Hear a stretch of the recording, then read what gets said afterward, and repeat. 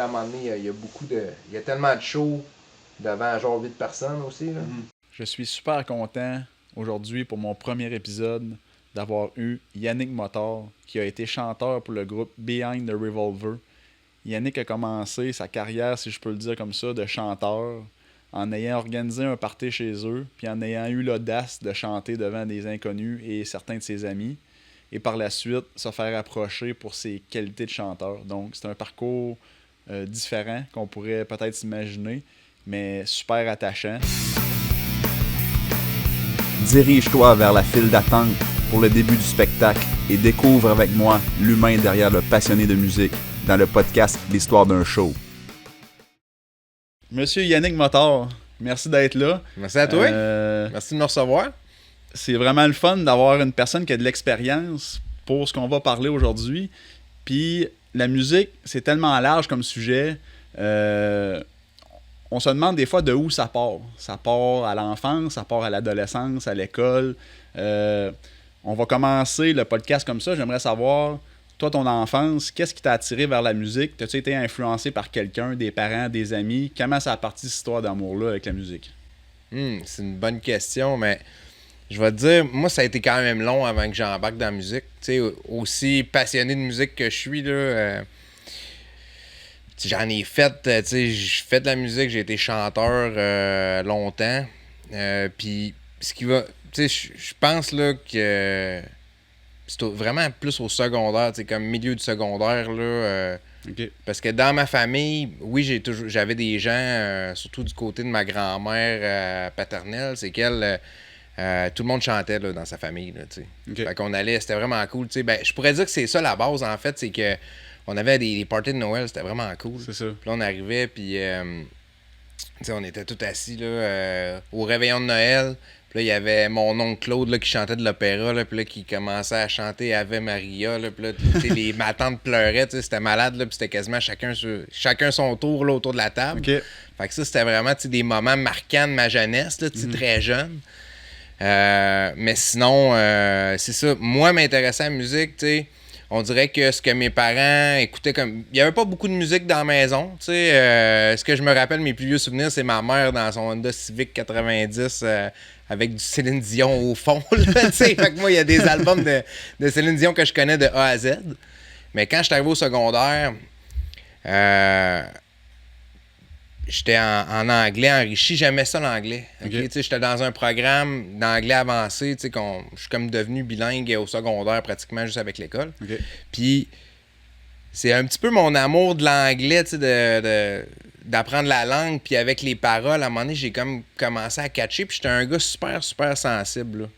Fait que, on aurait dit que quand j'ai accroché sa musique, ce qui m'a vraiment accroché, c'est le fait que c'est comme si je vivais la musique, là. C'était pas juste je trouve ça le fun, c'était entraînant. Non, c'était vraiment je pognais des tunes mettons émotionnelles, puis ça me rentrait dedans à côté là, puis c'est comme là un peu là, c'était autour de ma crise d'adolescence, là, je dirais. Mais t'allais-tu jusqu'à voir les paroles puis de vraiment essayer de comprendre c'était quoi l'idée derrière l'artiste, de dire c'est quoi qu'il veut démontrer au public, c'est quoi son intention, ou t'étais pas là-dedans au début? Non, pas au début. Pas au début là, tu sais, je pense que j'avais une tendance naturelle à vouloir chanter. OK. Vraiment beaucoup, là, tu sais. Fait que la plupart des affaires, tu sais, c'est que je chantais par-dessus. Moi, dans le temps, c'était Musique Plus, là. C'est même qu'on découvrait ça. Puis c'est un peu avec l'avènement de l'Internet. Fait que, tu sais, c'est comme si la musique devenait accessible. Tu sais, en tout cas, dans les années 90, là, si tu voulais écouter de la musique, là, puis d'en découvrir, mais que personne n'écoute la radio, personne n'écoute rien chez vous, tu sais, c'est pas nécessairement évident. C'est ça. Tu sais, à ce temps, t'as Internet, t'as YouTube, t'as plein de musique gratuite, mais dans le temps, tu sais, c'était Musique Plus. Il fallait un petit peu que quelqu'un te montre le chemin, puis je pense que c'est ça qui était long pour moi. OK. Mais sinon, une fois que j'ai catché, puis là, c'est ça, l'Internet est arrivé dans ces années-là, on pouvait se graver des CD, là, j'avais des compilations de monde qui me prêtait, fait que là, je comprenais un petit peu plus c'était quoi. Okay. C'était comme ça à la fin des cassettes là, qu'on se doublait. Ouais, c'est ça. Moi, je suis comme content de ne pas avoir connu ça, les cassettes, là, avec tous les problèmes que ça apportait, mais en même temps, je me rappelle être dans le salon avec le stéréo du Radio Shack puis enregistrer des cassettes. Mais c'était vraiment facile. Ben, c'est ça. Tu sais, je veux dire, ça te donnait... Tu sais, copier de la musique, là, dans ce temps-là, c'était vraiment facile, là, tu sais, puis c'était pas compliqué, là. Non, mais quand les CD sont arrivés, ben là, il fallait que tu downloades la tune. Là, il fallait que quelqu'un ait un graveur. Ben oui. Tu sais, ça... déjà, là, t'avais un lecteur CD, là, sur ton ça. ordi, c'était bon. C'était déjà bon. Tu sais, fait que ceux-là qui ont eu des graveurs, les premières générations, mais c'était un peu de même, ça a commencé. OK. Puis tu te rappelles-tu d'avoir acheté de la musique sans nécessairement savoir pourquoi tu l'achetais? Parce que à ce moment-là, comme tu disais, il y avait Musique Plus, mais si il y a un band qui est plus obscur un peu, puis tu sais pas, tu veux le découvrir, tu t'en vas au disquaire, tu regardes un peu les pochettes d'albums. C'est-tu quelque chose que tu as déjà fait de dire acheter un album sans même savoir c'est quoi? Souvent. Ouais, c'est ça. Souvent. Ouais, moi Souvent. aussi. Mais je me rappelle mon premier album que j'ai eu, ça devait être en 96-97, c'était une cassette. C'était le nouvel album de NoFX, Heavy Petting Zoo. Okay. Là, moi, je connaissais pas fuck all NoFX, là. OK. Mais tu sais, c'était cool, là. Tu sais, les autres jeunes écoutaient ça. Moi, je voulais faire partie de la gang. C'est ça. Fait que là, je dis à ma mère, hey, pour mon cadeau de fête, là, je vais avoir ça. une cassette de NoFX, n'importe quelle, je m'en fous, là, tu sais. Pour ça. être accepté par les autres. Finalement, j'ai bien aimé ça, mais c'est pas... J'ai commencé à l'écouter là, peut-être un petit peu plus, mais c'est pas là que le déclic s'est fait, là. Tu sais, je me rappelle, c'était vraiment au secondaire avec... Là, j'ai découvert plein d'affaires, là. C'était pas mal plus. Là. Puis ça rassemble aussi les groupes d'amis, tu sais, il y a des petites gangs à Ouais, l'école, 100%. c'est ça. Ouais.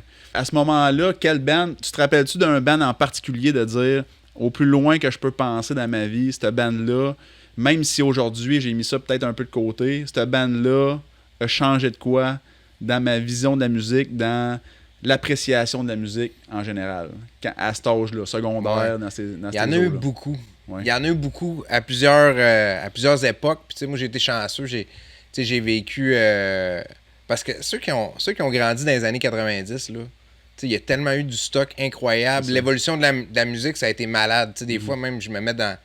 Moi, j'étais un gros fan de Rage Against the Machine. Okay. Fait que là, quand je me remets dans le bain, je m'imagine en 1990, quand ils ont sorti le premier album, là, puis t'entends ça à la radio, tu sais, quelqu'un arrive avec ça, là, tu sais, le monde devait se regarder et faire « Hey, mais c'est quoi cette affaire-là? » Tu sais, je trouve que nous autres, tu sais, dans nos générations, on n'a pas vécu beaucoup ça. Tu sais, on n'a pas eu de grosses affaires dans le même, mais tu sais, je me rappelle peut-être quand j'étais dans le coin de 20 ans, là, quand j'étais au cégep, puis que Billy Talent est arrivé, ça, c'est peut-être une place que je me rappelle, là, que j'ai vu une grosse évolution, puis c'était quelque chose qu'on n'avait pas entendu du stock qui ressemblait à ça, c'était vraiment spécial. Okay. Mais tu sais, imagine, t'étais, je sais pas moi, en 90, là, ça sort, ou bien, tu sais, quand Pantera ont sorti leur gros album, là, Vulgar Display of Power, ça devait être complètement malade. Ça, moi aussi, tu devais dire, hey, ça devait être... Qu'est-ce que c'est ça? C'est donc même malade, cette affaire-là. Tu sais, j'ai les chills quasiment rien qu'à y penser. C'est ça. Puis des fois, tu te dis, il y a eu des albums mythiques, Nirvana, tu sais, dans les années 90. Mais la même affaire, le temps que tu te rends à l'adolescence ou dans une période où ce que tu veux vraiment tomber là-dedans, ben là, t'as comme déjà passé. Ce qui est plate avec Nirvana, c'est qu'on a passé à côté du bateau. On n'a pas eu la chance d'aller les voir live parce que quand on l'a découvert, c'était presque déjà la fin, tu sais. Fait que des groupes de même qui est plate un peu de dire j'aimerais ça retourner dans le temps puis t'en rends compte. À 1, c'est ça. Ouais, c'est ça. T'en rends compte, c'est dur parce que tu sais, comme mettons présentement, il y a quelque chose qui sort de complètement incroyable, mais tu sais, j'en découvre quasiment pas du nouveau beat, tu sais. Non, c'est ça. Je suis tout le temps dans mes vieilles affaires ou des affaires qu'on aime un peu plus, puis il y en a tellement, tu sais, c'est comme... C'est ça, on est dans un océan de nouveaux beats à tous les jours, là, tu sais, fait que... C'est vraiment cool. Mais je sais pas si ça répondait à ta question, là. À la base, c'était quoi la question? Le band, mais tu me l'as dit avec Billy Talent. Là, ouais, Billy Talent. Mais tu sais, j'étais pas nécessairement le plus gros fan. Oui. Mais je me rappelle, aussi au secondaire, Red Hot Chili Peppers avait sorti l'album Californication. Ça a été et tout, là, un gros wow. Okay. Je fais, c'est vraiment malade, ça. Puis en plus, ça jouait à la radio, puis c'était tout tellement des hits, là. Ils doivent avoir 5-6 tunes sur l'album que c'était des gros hits, puis... Tu sais, la radio, je l'entendais dans l'autobus. Ah ouais? Quand je retournais chez nous. Ouais, puis tu sais, c'est une des premières affaires. Hey, j'ai entendu ça, je sais c'est quoi, je peux assimiler. Faire des liens. Sinon, l'autre grosse affaire, moi, c'est The Offspring. OK. Au secondaire, ça a été très, très... Je me rappelle en secondaire 2, c'était l'album, c'était la tune Why Don't You Get a Job? Ouais. Puis ça, c'était tellement big dans ce temps-là. C'était au mois de mai, là, mon gars. C'est secondaire de mois de mai, là. T'as une bonne mémoire. Mais tu sais, le pire, c'est que j'y ai pas pensé au début quand tu m'as posé la question. Mais ça, c'était vraiment big, là. C'est ça, on était là. Hey, ça, c'est quelque chose de spécial. Ouais. Avec ses cheveux blonds crêpés, c'était la grosse mode de ce temps-là. C'était très hot. Pour vrai, ça fitait tellement avec, tu sais, la découverte là, du monde, là, quand t'es adolescent. C'est ça.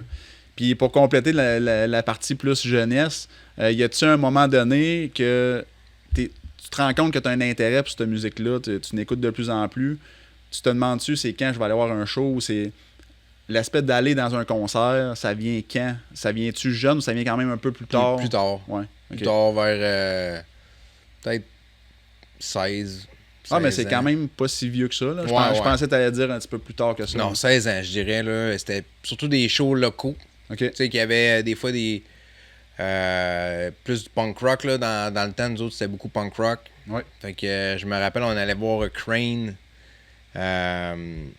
à Saint-Raymond. Tu sais, j'ai comme des souvenirs comme ça. Là. Vague, là, ouais, c'est ça. c'est Mais ça. c'était quand même assez jeune. Là. Je veux dire, t'étais pas Ben, majeur. 16 là, ans. c'est ça. Non, j'étais Ouais, c'est ça. pas majeur, mais tu sais, c'était dans des salles, c'était pour des jeunes aussi. OK, Là. OK, c'était C'était organisé des salles pour ça. all age, c'était pas nécessairement dans des bars, des affaires de même. OK. Puis Ouais. tu te rappelles-tu un peu des feelings que tu avais dans ces premiers concerts-là ou c'était un petit peu trop Je loin? voulais slammer, là. Ah ouais? Je trouvais ça cool, puis là, au début, j'avais un peu peur. Ouais. Mais je peux pas dire que j'étais comme. Tu sais, tant attiré vers les shows tant que ça à ce moment-là. OK. Tu y allais, tu Ça suivais le c'est flow. vraiment. Moi, c'est quand j'ai commencé à faire de la musique, Mhm. puis composer, comprendre comment ça marchait, que là, j'ai eu vraiment à plus. Tu sais, je regardais les shows de façon différente, là. Ben oui, c'est sûr. C'est ça. Tu te dis.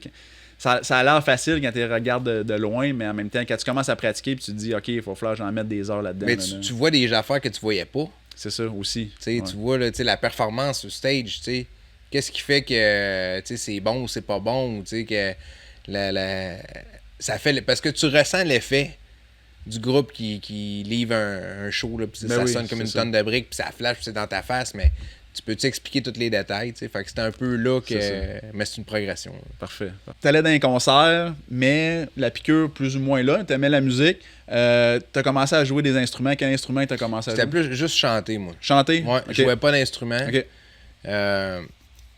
Tu sais, souvent, là, la musique est comme mêlée avec... Tu sais, je trouve que des fois, là, t'entends une tune, puis là, tu penses à une époque de ta vie, là. Ouais. Tu sais, je pense que la plupart du... Je pense pas qu'il y a juste moi qui est de même, Ah là, ouais, tu sais. ouais. Fait que... tu sais, moi, j'étais un peu... gars, j'étais pas un gars cool, là. Tu sais, j'étais pas... j'avais pas tant d'amis, j'avais pas beaucoup de personnalité, là, on va dire, ou tu sais, j'étais pas très extraverti. Ça m'a pris du temps à développer ce côté-là. Fait que... Je rêvais un peu d'être chanteur, là. OK. Mais tu sais, je le disais pas à personne. Ah Tu sais, là, puis je trouvais que j'étais quand même pas si pire, mais tu sais, je revenais de l'école, puis je mettais de la musique, puis je chantais par-dessus la toune, là, puis tu sais, je me donnais, là. Pendant combien de temps? Solide. Ah, Une bon. couple d'années. Non, mais je veux dire en termes d'heures ou en termes de minutes d'une journée. Ah, je veux ben, dire, mettons une demi-heure, 3/4 d'heure, là, Ok, tu sais. Peut-être pas tous les jours, mais souvent, quand Ah, c'est même. souvent. Souvent, tu sais. Ok. Puis mes parents étaient séparés. Mon frère, je sais plus où c'est qu'il était à ce moment-là, mais tu sais, j'avais beaucoup de moments que j'étais tout seul dans Ok. la maison, tu sais, puis que j'avais l'opportunité de le faire. Ouais. Puis, fait que moi, je chantais, tu sais. Puis là, à un moment donné, quand on a nos premières expériences de party, puis j'avais organisé un party, tu sais, moi, je me faisais pas inviter dans un party. Fait que j'organisais un party. Puis là, à un moment donné, j'étais un peu sur le party, puis je mets une toune. Tu sais, là j'étais insouciant. Là. J'ai pris une coupe de bière, là, puis là, Ça j'étais commence à gêné. bien aller. Hein. Ouais, fait que je pars ça, puis je commence à chanter devant tout le monde, là, tu sais. Live puis- de même, là. Ouais, Aucun live de avertissement. même. Non, tu sais, Ok. je m'en foutais, ça me dérangeait pas. Fait que là, on start ça de même. Puis ça reste de même. Puis un jour, il y a un gars qui passe chez nous, mettons, l'été d'après. OK. Le gars, il travaille dans mon coin, puis il arrête un midi, puis il me donne un CD, puis il dit « Hey, l'autre fois, là, quand t'as fait ton party, là, 4-5 mois, là, on t'a entendu chanter, puis on cherche un chanteur, fait que ça, c'est les tunes qu'on veut jouer. Fait Ok. que si ça te tente, let's go. Ah ouais. Ça a commencé Aussi de simple même. que ça. Ouais. Fait que moi, c'était comme un rêve devenu réalité, là, tu sais. Mais c'est sûr qu'au début, tu sais, c'était un peu... C'est intimidant, là. c'était intimidant, tu sais, Ouais. puis t'es poche. Mhm. Tu sais, t'es poche au début, mais... C'est ça. y a C'était des personne plus qui- vieux ou. Non, c'était même Ok. âge, Ok. quand même. Mais tu sais, on était tous quand même poches, là. Ouais, mais je veux dire, faut que tu commences à quelque part, là. T'avais quel 100%. âge à ce On moment-là? va avoir 17, d'après Ok. moi, là. Ok. Quand même. 17-18, ouais. Ouais, c'est. Puis, ouais, c'est ça. Puis le style musicaux qui t'ont approché, parce que toi, t'es Ouais, connais c'était pas, ces punk gars-là. rock. Ouais, j'ai connaissais. Ok, là. t'es connaissais, C'est du ok. monde que je connaissais, tu sais, mais en tout cas, je connaissais le gars le drummer qui est venu me porter le CD. Ok. Puis, Ça a été commencé un bon de match. même. Ben, ça a été comme l'apprentissage, là. Mhm. Tu sais.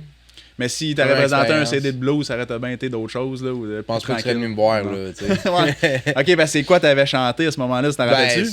Hey, pour vrai, ça devait être soit du Rage Against the Machine ou Limp Bizkit, peut-être. Ok. Ouais, peut-être Limp Bizkit. Puis t'avais-tu quelque chose pour les paroles ou c'était ancré en dedans de toi, là? Tu sais, J'ai connaissais par cœur. J'ai connaissais par cœur les tunes, là. Ok. Tu sais. Ok. Mais sinon, ouais, c'est ça.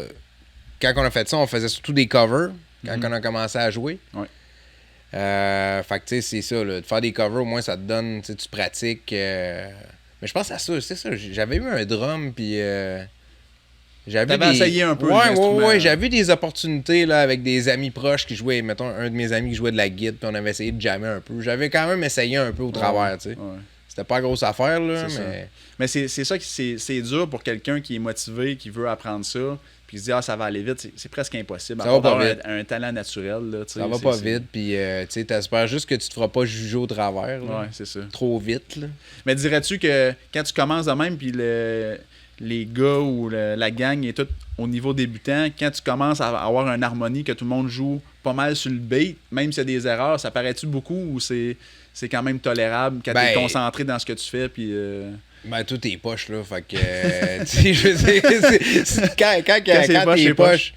Ouais, tu sais, c'est sûr, c'est pas facile, là, mais, tu sais, je veux dire, tout le monde. T'es juste content d'être là, en fait, là. Tu sais, dans le mindset que t'as à ce moment-là, c'est que, crif, j'ai réussi à me trouver un groupe, puis ils m'acceptent, puis je fais de mon mieux, puis, hey, j'espère qu'ils vont pas trouver que je suis trop poche, puis là, t'essaies de t'améliorer, puis je pense que tout le monde voit ça un peu, chacun de son bord.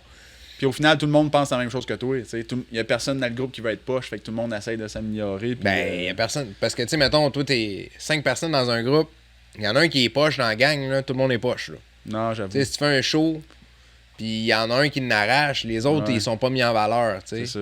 Fait que ça, quand je l'ai vécu plus tard, puis j'ai eu d'autres groupes avec d'autres personnes, puis là, tu sais, je veux dire, c'est pas contre les gens avec qui que je jouais au début, c'est que, tu sais, on était tous débutants. Mais non, c'est ça. Tu sais, mettons, 10 ans plus tard, moi, j'étais avec du monde pas mal meilleur, mais moi, j'étais meilleur. Mes anciens dudes, ils étaient aussi rendus meilleurs, fait que tout sonne mieux. Okay. Mais c'est sûr que l'équilibre, il est dans, tu sais, pas trop abusé, il y a de l'expérience à aller chercher, de la sagesse dans jouer de la musique. Mm-hmm. C'est pas... la pire affaire, c'est que t'es pas assez bon pour jouer qu'est-ce que t'as à jouer. OK. Donc, tu sais, j'aime mieux quelqu'un qui joue plus modestement. Mais qui serait capable d'en faire plus, mais qui va être Exact. sa note, il va être vraiment super bon. Exact. Faut que tu sois sur le temps. C'est Ça change tout. Là, OK. Fait qu'un jeune qui voudrait commencer, mettons, à jouer un instrument ou à chanter, surtout chanter, parce que présentement, moi, mes filles, ils vont à l'école du rock à Loretteville. Ah ouais, c'est donc le fun. Ils aiment super ça. Pour vrai, au début, j'ai eu de la misère à les pousser là-dedans parce que aller rencontrer du monde que je connais pas, c'est tout des bizarres. Tu sais comment est-ce que c'est, les jeunes? Là? Ouais. Fait que, finalement, après les 2-3 premiers cours, je dis puis c'est le fun. T'as-tu parlé à quelqu'un? Non, mais au moins l'ambiance était cool. Puis, tu sais, ils apprennent pas nécessairement les notes ou à lire la musique, mais au final, à la fin de la session, ils embarquent sur un stage. Fait que moi, c'est ça que je trouvais important. Ouais, c'est malade, ça. Puis depuis ce temps-là, ils trippent les deux. Fait que c'est vraiment le fun. Fait que les autres, le côté instrument, présentement, ça se développe. Puis ils ont du fun. Mais le côté chant, je pense que c'est un petit peu plus niché. Ça se peut-tu dans tout cet univers-là de musique, tu sais, d'aller chanter. Il y a, comme toi, quelque chose de naturel. Il y a quelque ça. chose de naturel. Tu sais, je pense que ceux qui chantent bien s'en rendent compte. OK. Quand ils sont, tu sais... Moi, je pense tu que l'as ou ça. tu l'as pas? Ouais, ben, tu sais, c'est être sa note. Puis je pense le beat aussi, là. Mm-hmm. Tu sais, pour avoir joué avec plein de monde, c'est pas tout le monde qui a le beat naturel. C'est ça. Il y a du monde qui peuvent pratiquer à être sur le beat toute leur vie, mais ils seront jamais autant sur le beat qu'un gars qui l'a naturel, puis qui a catché ça. Fait que le tempo, tu sais, suivre le tempo, ça, c'est... Fait que quelqu'un qui voudrait commencer à chanter en 2025, mettons, c'est quoi tu lui recommanderais? Tu lui recommanderais-tu d'aller prendre un petit cours de base de chant pour juste peut-être se faire dire ces 4 vérités, de dire, écoute... Mais ça dépend c'est qui. Ça dépend c'est qui la personne. Tu sais, quel âge que t'as-tu déjà chanté? Ton niveau de stress, d'anxiété. Ben, tu sais, un cours de chant, là, c'est tout le temps bon. Okay. C'est tout le temps bon, mais ça fait pas de toi quelqu'un qui chante bien ou pas. Tu sais, je veux dire, fait que... faut être conscient de... Tu sais, c'est physique. Mm-hmm. C'est physique. Fait que, tu sais, ta voix, tu peux pas la changer tant que ça. Oui, tu peux. Il y a du monde qui sont capables de le faire, mais en général, Tu sais, tu peux pas chanter comme quelqu'un que t'admires. C'est ça. Tu seras Fait pas qu'à la limite pareil. d'aller voir quelqu'un que tu connais qui chante bien ou qui sait chanter dans les mêmes créneaux que toi, il envoie une démo ou quelque chose, puis Non, il va te même le pas. dire, tu sais. Comment essaye? Tu l'essayes, ouais, c'est ça, Essaye. c'est ça. Puis en même temps, ça développe l'extraversion puis d'aller Ouais, mais tu sais, de se découvrir. Là, Je pense tu sais. qu'il y a beaucoup de monde qui chante et Ouais. qui veulent pas le dire. C'est ça. Ouais. Tu sais, c'est un peu gênant, c'est tough, là. Ouais. Puis Ouais. moi, je me rappelle la première fois que je me suis enregistré, là, j'avais le goût d'aller dégueuler, là. Ah Tu sais, ouais, ben à non, ce mais point-là. pas à ce point-là, mais tu sais, pour dire se réentendre, là, Ouais. c'est Ouais, ça me fait c'est penser. affreux. Ça me fait penser, je voulais te demander cette question-là. À partir de quand tu vas te réécouter, puis c'est quoi le processus? C'est-tu vraiment difficile? C'est quand tu t'as accepté que, OK, ça, c'est ma voix. J'ai donné mon 100% ce recording-là. Puis là, faut que je vive avec ça. Puis il faut juste que j'arrête de me juger. Puis Ah, c'est long. ouais, c'est long. Ça prend de la maturité. Ouais. Tu sais, ça fait mal C'est ça. longtemps, tu sais, Ouais. puis t'aimerais mieux pas trop l'entendre. Des fois, t'es content aussi, là, ça arrive que tu sais, tu vas sortir une tune puis là, tu l'as bien sorti, puis elle sonne bien là, sur l'album, tu sais. Mhm. Je pense que... Mais au début, c'est sûr, ça arrive pas, là, tu sais, Ok. c'est un peu tough, là. Ouais, c'est ça. C'est des Mais étapes. c'est poche aussi au début, tu sais. Je veux dire, en même temps, c'est pas le meilleur de ce que tu as à offrir, là, tu sais. Mhm. Ouais. Il faut que tu t'améliores, puis... C'est ça. Puis des commentaires, tu as-tu eu souvent des membres de ton groupe, admettons, pour ajuster des choses ou. Ouais, quand même. Ouais. Ouais. C'est Faut- dur à apprendre aussi, là, tout Non, le temps. c'est Pour ça. tout le monde, que tu joues du drum, de la guitare, là, C'est ça. c'est comme n'importe quoi, là, C'est ça. tu sais. Ça fait partie de l'harmonie de Parce ça. que tout le monde essaie, tout le monde fait ça par passion, là. Ouais, c'est ça. Fait que quand tout le monde fait ça par passion, tout le monde donne son 150%. Ouais, des fois, ça devient obsessif. C'est pas juste une passion standard, si on peut dire. Ça Il y a toutes devient. sortes. Hey, mais c'est compliqué d'avoir un groupe de musique, là. Ouais, ouais. 5 blondes, là. C'est de la gestion. Ouais, c'est l'enfer. On va tomber dans le prochain segment qui va être un petit peu plus mordant, si je peux dire. Le show le plus marquant que tu pourrais te rappeler, que tu aurais vécu, puis que demain matin, je te donnais le pouvoir d'y retourner gratuitement ou pour une coupe de 100$, ça serait quoi? Le plus marquant, ça, c'est tough. Mhm. Ben, j'ai vu des centaines de shows, là, Ouais. tu sais. Puis, par contre, il y a des affaires qui se répètent. Tu sais, comme, moi, j'étais un gros fan d'Alexis on Fire. Puis, hey, je l'ai manqué quand vous êtes allés, là. J'étais parti en camping quand ils ont remplacé Avenged Sevenfold. OK, au fait. Ouais, puis ça, là, je vais m'en vouloir toute ma vie. J'ai un seul regret dans ma vie, c'est cette journée-là. Mhm. J'étais en camping, fait que je pouvais pas y aller, puis je sais que mon frère était allé avec toi, mais je les ai vus partout, moi, Alexis on Fire. OK, j'allais au Rockfest avant que ça devienne gros, à Montebello. Je me prenais une chambre pour aller voir, tu sais, je voyageais au Québec pour aller voir Alexis on OK. Fire. OK? OK. Mais j'ai une coupe de shows, là, à Québec, à grosse pluie, 2 autres, là, que pour moi, c'est mémorable. Mhm. Tu sais, puis souvent, le monde, je me rappelle une chose, c'est à la 3e avenue, mon gars. C'était. Comment est-ce qu'ils appellent ça, le show à l'automne, là, en dessous des viaducs à Québec. C'est les, Ah, c'est Envol les macadam. Envol les macadam. Envol les macadam, dans le temps, c'était comme au coin de la Canardière, 3e avenue. OK.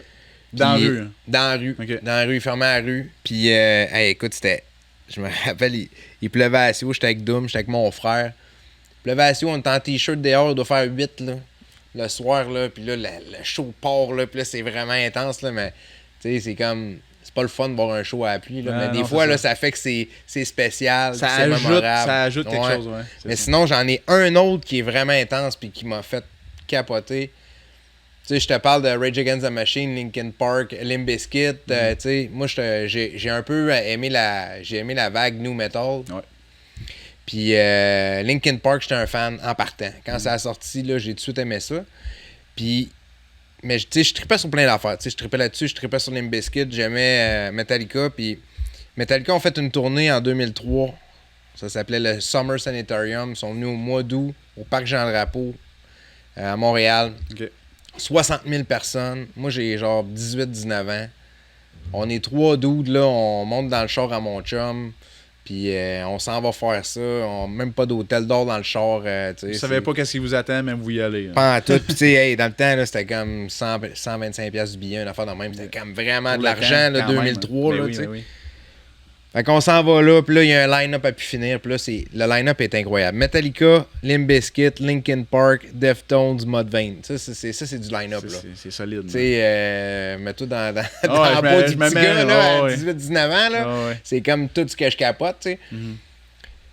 On s'en va là, puis Linkin Park, j'aimais ça à ce moment-là, mais j'avais écouté le premier album. Le deuxième album était sorti, mettons, pendant l'hiver. Ok. On était rendu, là, c'était comme la tournée de Meteora, là, tu sais. Ouais, ok. Mais moi, j'avais jamais vu Linkin Park, mais j'avais vu un show, comme un show live à Musique Plus, là. Ok. Tu sais, j'avais trouvé ça mauvais, là. Mhm. Tu sais, je m'étais dit, J'espère que c'est pas de même en vrai. Parce que tu sais, j'avais été déçu du show, là, tu sais, Ouais. j'écoutais à la TV, tu sais, je veux dire, en plus, pas de kit de son. Non, c'est Tu ça. sais, je veux dire, dans le temps, là, ta TV, là, en 2003, tu sais, c'était quand C'est même ça. moyen. Fait que j'étais resté là-dessus, puis je m'étais dit, calif, ben ça C'est veut pas avec dire pas d'attente. Linkin là. Park, c'est pas chaud, là, tu sais, C'est mais ça, c'est c'est bon ça. en CD, mais c'est pas chaud. C'est Là, ça. j'étais un peu déçu. Il a un peu baissé dans mon estime. Puis là, ça part. Ça part, là, comme la première tune de l'album Meteora, là, c'est Don't Stay, là, je sais pas si tu Ouais, connais. ouais, je connais par cœur. Da-da-da-da-da-da-da. Hey, what's up, Montreal? Are you ready? Puis, hey, Il y avait de l'énergie. là c'était fou raide. Là, j'ai Ouais. comme fait, qu'est-ce que c'est ça? C'est donc même malade. Ça, c'est un.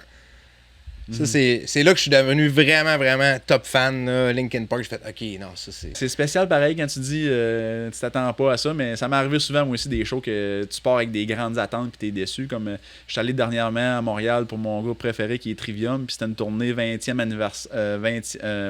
anniversaire de leur album. Fait que tu sais, tu te dis c'est l'album qui les a mis sur la map, fait que ça va être malade, puis tu sais, ils sont tellement techniques les gars.